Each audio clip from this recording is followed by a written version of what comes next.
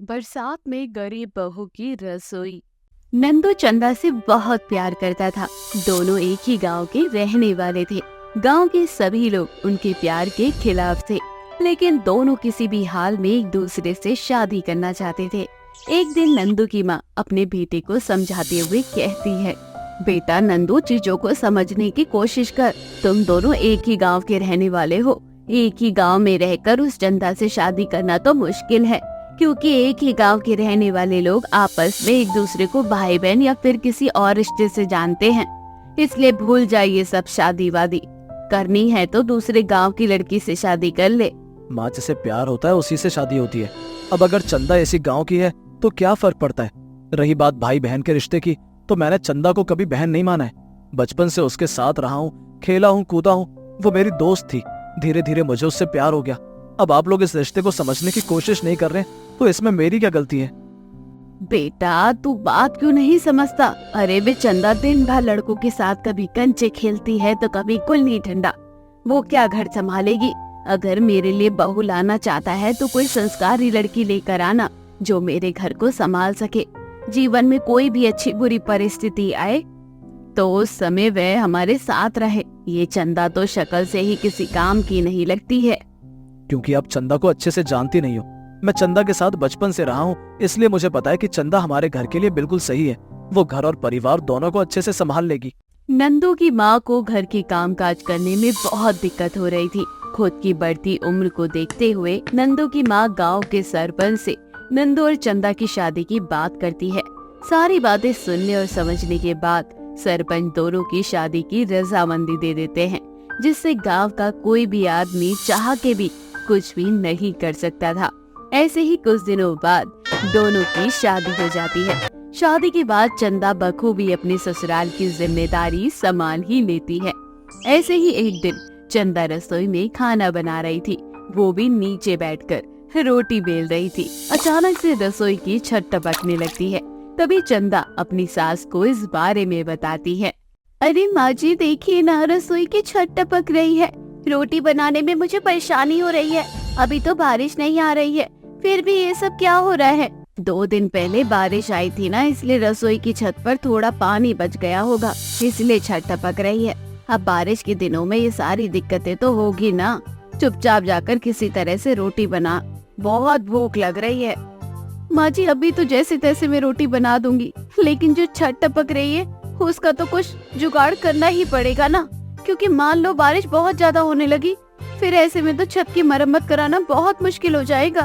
तू दहेज में कोई खास माल पानी लेकर आई है जो मैं छत की मरम्मत भी करवाऊं और तुझे खाना भी खिलाऊं? जैसा हमारा घर है उसी में तुझे गुजारा करना पड़ेगा। बहुत भूत चढ़ा हुआ है ना प्यार का। और अब भुगत। अरे माँ जी, इस घर में मैं अकेली थोड़ी ना रहती हूँ, मेरे साथ साथ आप लोगों को भी तो परेशानी होगी ना। इसलिए मैं कह रही हूँ कि छत की मरम्मत करवा दो, छत पर पन्नी बिछवा दो, ताकि बारिश आए तो हमें उससे थोड़ी राहत मिले। तेरा काम है घर का काम करना, कहाँ मरम्मत करानी है, कहाँ क्या करवाना है, वह मेरी जिम्मेदारी है। चुपचाप काम कर। बेचारी चंदा चुपचाप अपने काम में लग जाती है। ऐसे ही कुछ दिन बीत जाते हैं। एक दिन अचानक जोर जोर से बारिश होने लगती है। चंदा की रसोई बहुत बुरी तरह से टपक रही थी, हर तरफ पानी ही पानी था। चंदा को खाना बनाने में बहुत परेशानी हो रही थी। वह फिर से अपनी सास के पास जाती है और उसे इस बारे में बताती है, जिसके बाद उसकी सास उसकी बात को अनसुना करते हुए कहती है, अगर रसोई में पानी भर गया है तो क्या रसोई में खाना नहीं बनेगा? अब तू कैसे बनाएगी वो तेरे ऊपर है। माँ जी आप ही बताओ, मैं खाना कैसे बनाऊं? पूरी रसोई में पानी भर चुका है, मैं पानी में खड़ी होकर कैसे खाना बना पाऊंगी? ये तो बहुत मुश्किल है। अरे तू क्या चाहती है कि तेरी जगह में मैं जाकर खाना बनाऊं? अगर तेरी यही इच्छा है तो मुझे साफ साफ बोल दे, मैं नंदू को इस बारे में बोल देती हूँ, क्योंकि तू तो नंदू की पसंद है ना। माँ जी अब कहाँ की बात कहाँ जोड़ रही है? छोड़ो आप, मैं जैसे तैसे खाना बना लूंगी। बेचारी चंदा पानी में खड़ी होकर खाना बना रही थी। उस बारिश के पानी में अनेक प्रकार की बीमारी वाले मच्छर पनप रहे थे और चंदा उसी पानी में खड़ी होकर खाना बना रही थी। 2 से 3 घंटे तक वह उसी पानी में थी और इस दौरान उसे बीमारी वाले मच्छरों ने पूरी तरह काट लिया था। जिसके बाद चंदा की तबीयत खराब हो जाती है। नंदू चंदा को पास के अस्पताल लेकर जा रहा था, जहां उसका बुखार उतरने का नाम ही नहीं ले रहा था। तभी डॉक्टर उसका ब्लड टेस्ट कराते हैं। ब्लड टेस्ट में डेंगू मलेरिया जैसी बीमारी आ जाती है। डॉक्टर चंदा को हॉस्पिटल में ही एडमिट कर लेते हैं। उस दिन तक चंदा हॉस्पिटल में थी और इस दौरान चंदा की सास को घर और रसोई दोनों अकेले ही संभालनी पड़ रही थी। हे भगवान, मेरे बस की नहीं है इस रसोई में खाना बनाना, क्योंकि इस रसोई में तो सच में बहुत गंदे गंदे मच्छर पनप रहे हैं। चंदा तो बीमार ही पड़ गई, कहीं ऐसा ना हो कि मैं भी बीमार पड़ जाऊं। सही कहा था चंदा ने, अगर समय रहते मैंने उसकी बात सुन ली होती तो शायद उसकी तबीयत इतनी खराब नहीं हुई होती। बेचारी मुझसे बिना लड़ाई झगड़ा किए मेरी बात का उल्टा जवाब देने के बजाय मेरी बात को माना उसने, और उस पानी में घंटों खड़े होकर खाना बनाती रही। सब कुछ मेरी वजह से हुआ है।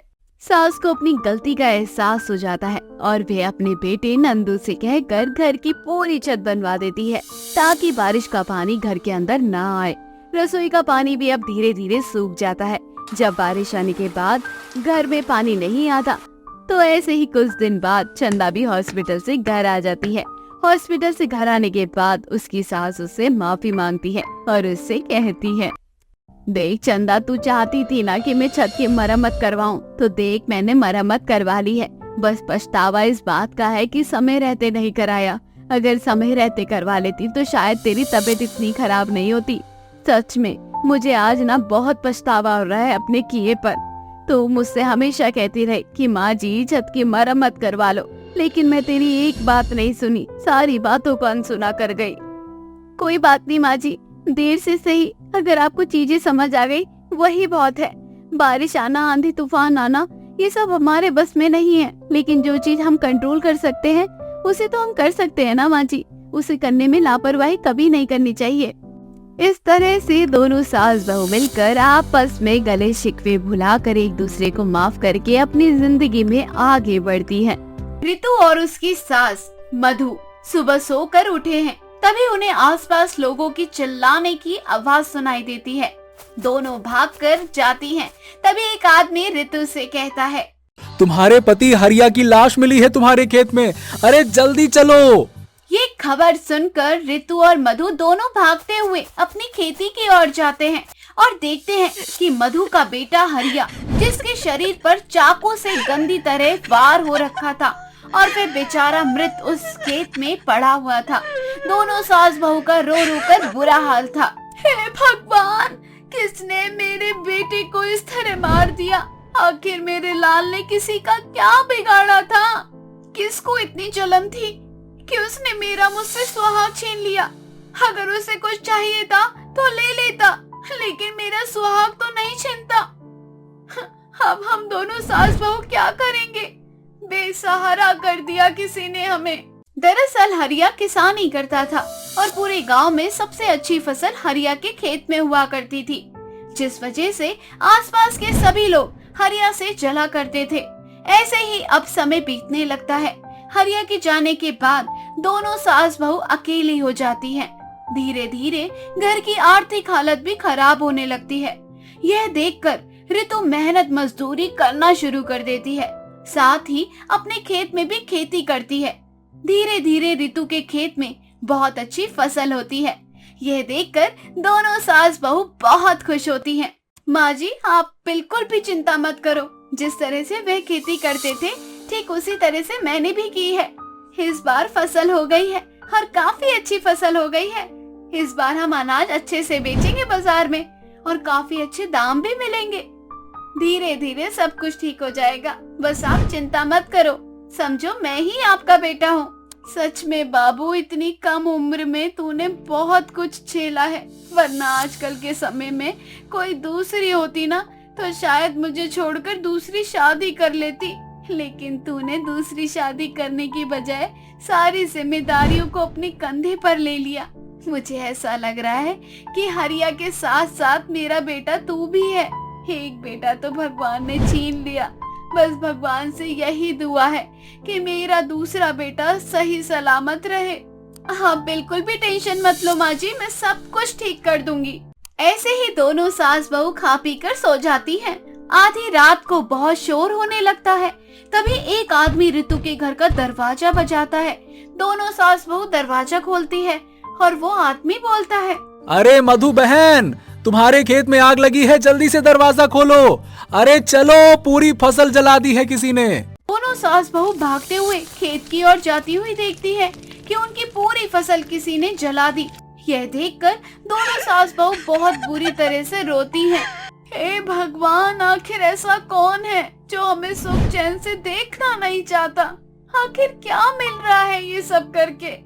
एक बार उसने मेरा बेटा छीन लिया, अब बार बार हमारी फसल को आग लगाकर वे क्या साबित करना चाहता है? अगर उसे हमसे बदला ही लेना है तो हमारे सामने आ जाए और हमें एक बार में ही मार दे।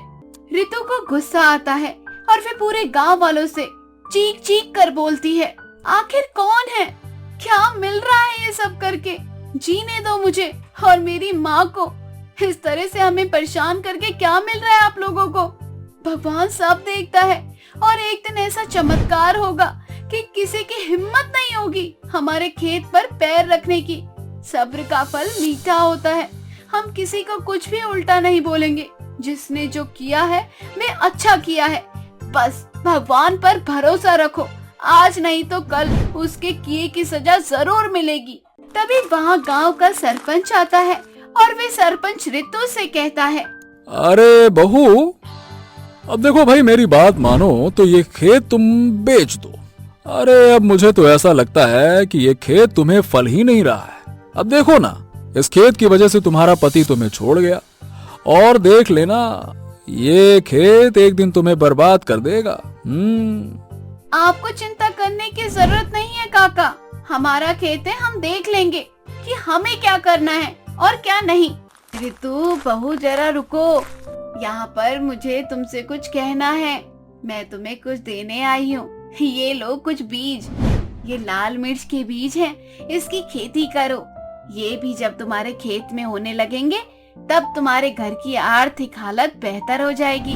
लाल मिर्च की खेती से तुम वह मुकाम हासिल करोगी अपने जीवन में जो तुम हासिल करना चाहती हो। आप कौन हैं और आपको मेरा नाम किसने बताया?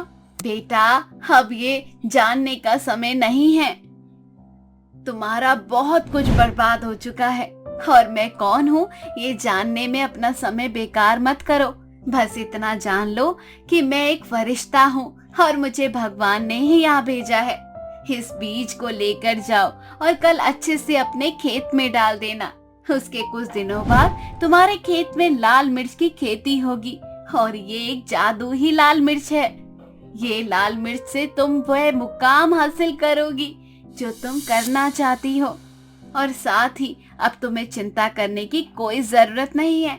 ये लाल मिर्च जादुई ही है। अगर किसी ने बुरी नीयत के साथ इसे नष्ट करने की कोशिश की तो उसका पूरा घर और वह खुद तुरंत वहां जलकर राख हो जाएंगे। साथ ही तुम इस जादुई लाल मिर्च की मदद से जो कुछ भी चाहिए तुम्हें वह तुम मांग सकती हो। बस कभी इसका गलत इस्तेमाल मत करना। रितु को वैसे विश्वास नहीं होता उस बूढ़ी औरत की बात पर, लेकिन फिर भी उस औरत का मन रखने के लिए रितु वह बीज रख लेती है और लेकर अपने घर चली जाती है। ऐसे ही अगले दिन रितु वह बीज को जाकर अपने खेत में डाल देती है। लगभग एक हफ्ते का समय निकल जाता है। एक हफ्ते के बाद रितु के खेत में जादुई लाल मिर्च की खेती होने लगती है और वह लाल मिर्च दिखने में काफी सुंदर थी। रितु इन लाल मिर्च को ले जाकर बाजार में बेचा करती। बाजार में लाल मिर्च की मांग धीरे धीरे बढ़ती जा रही थी। अब लाल मिर्च का व्यापार रितु बड़े ही अच्छे से चला रही थी। यह देखकर गांव के कुछ लोगों को जलन होने लगती है। ऐसे ही एक रात फिर से गांव में शोर होता है, किंतु ये खेत में आग लग गई। जैसे ही रितु और उसकी सास वहां जाते हैं तो देखते हैं कि आग रितु के खेत में नहीं बल्कि सरपंच के घर में लगी है। साथ ही सरपंच भी जलकर राख हो गया। रितु समझ जाती है उसके पति का हत्यारा और उसका फसल खराब करने के पीछे सरपंच का हाथ था। आखिर साबित हो गया ना कि बुरे कर्मों का नतीजा हमेशा बुरा होता है। मेरे पति का हत्यारा और हमारी तरक्की से जलने वाला ये सरपंच ही था। और इसके किए की सजा इसको मिल गई। बस पूरे गांव वालों से इतना ही बोलना चाहूंगी कि जीवन में किसी की कामयाबी या तरक्की देखकर जलने से बेहतर है कि मेहनत करके खुद आगे बढ़ो, वरना सरपंच जैसी हरकत करने वालों का यही होता है। रितु अपने घर आ जाती है और अपनी जादुई लाल मिर्च की खेती करके अपने जीवन में आगे बढ़ती है।